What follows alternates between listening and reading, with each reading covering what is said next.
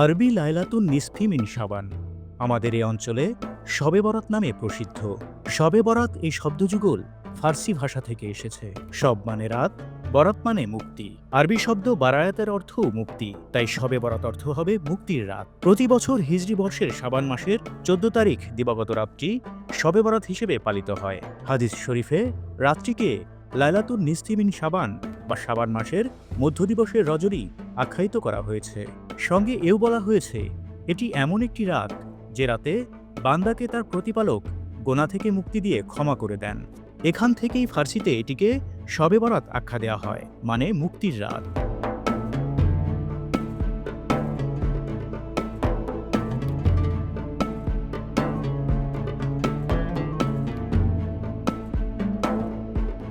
হাদিসে এসেছে, মুয়াজ ইবনে জাবাল রাদিয়াল্লাহু তাআলা আনহু থেকে বর্ণিত, নবী করিম সাল্লাল্লাহু আলাইহি ওয়াসাল্লাম বলেছেন, আল্লাহ তাআলা অর্ধ শাবানের রাতে মাখলুকাতের দিকে রহমতের দৃষ্টি দেন এবং মুশরিক ও বিদ্বেষ পোষণকারী ছাড়া আর সবাইকে ক্ষমা করে দেন। অনেকেই হাদিসটি সহ শাবান রাতের সব হাদিসকে অস্বীকার করেন এবং শবে বরাতকে বিদাত বলেন। কিন্তু ইমাম মুনজিরি, ইবনে রজব, নুরুদ্দিন হাইসামি, কাস্তাল্লানি, জুরকানি এবং অন্যান্য হাদিস বিশারদও এ হাদিসকে সহিহ বলেছেন। শুধু তাই নয়, বর্তমান সময়ের প্রসিদ্ধ শায়খ নাসিরুদ্দিন আলবানীও সিলসিলাতুল আহাদিসিস সহিহা গ্রন্থে এই হাদিসের সমর্থনে আরও 8টি হাদিস উল্লেখ করেছেন। তিনি বলেছেন, এসব রেওয়াতের মাধ্যমে সমষ্টিগতভাবে এ হাদিসটি নিঃসন্দেহে সহিহ প্রমাণিত হয়। তারপর আলবানী রহমতুল্লাহি আলাই ওইসব লোকের বক্তব্য খণ্ডন করেন যারা কোনো ধরনের যাচাই বাছাই ছাড়াই বলে দেন যে মধ্য শাবানের রজনী তথা শবে বরাতের ব্যাপারে কোনো সহিহ হাদিস নেই।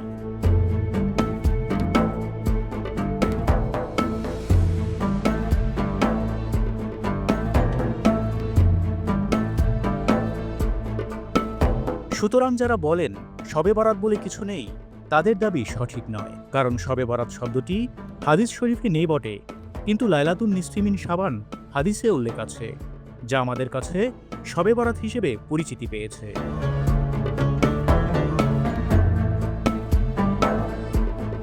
পক্ষান্তরে অনেকে এটিকে ইসলামের সবচেয়ে গুরুত্বপূর্ণ রজনী মনে করেন।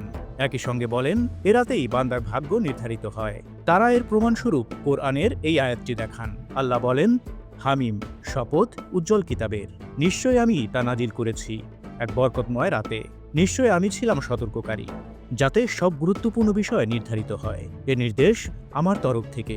নিশ্চয় আমি দূত পাঠিয়ে থাকি। ইকরিমা রহমতুল্লাহ আলাই সহ কয়েকজন তাফসিরবিদ এ আয়াতকে শবে বরাতের সম্পর্কিত দাবি করলেও কোরআনের অন্য আয়াতগুলো বলে ভিন্ন কথা।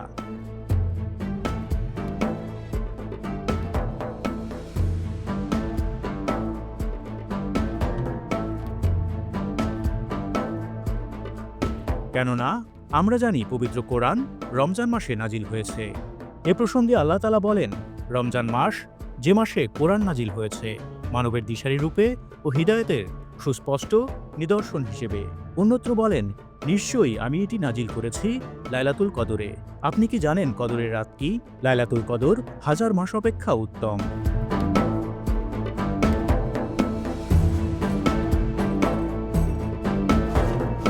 উল্লেখিত দুটি সূরার প্রথমটিতে স্পষ্ট করা হয়েছে যে কোরআন রমজান মাসে অবতীর্ণ হয়েছে, আর দ্বিতীয় সূরায় বলা হয়েছে কোরআন অবতীর্ণ হয়েছে লাইলাতুল কদর বা কদরের রাতে।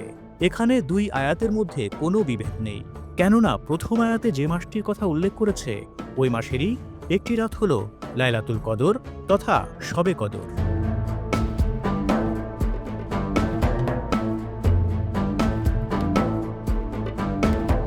আর সূরা দুখানে আমি তা নাজিল করেছি এক বরকতময় রাতে। এখানে বরকতময় রাতকে শবে বরাত হিসেবে মনে করার কোনো যৌক্তিকতা নেই, কারণ সর্বসম্মতিক্রমে কোরআন রমজান মাসেও রমজানের কদরের রাতে অবতীর্ণ হয়েছে। তাই সূরা দুখানের আয়াতে যে বরকতময় রাত উল্লেখ করা হয়েছে তা নিঃসন্দেহে লাইলাতুল কদর, আর ওই রাতেই সব গুরুত্বপূর্ণ বিষয় নির্ধারিত হয়। কোরআনের বিশ্লেষণের মাধ্যমে আমরা এটাই দেখতে পাই।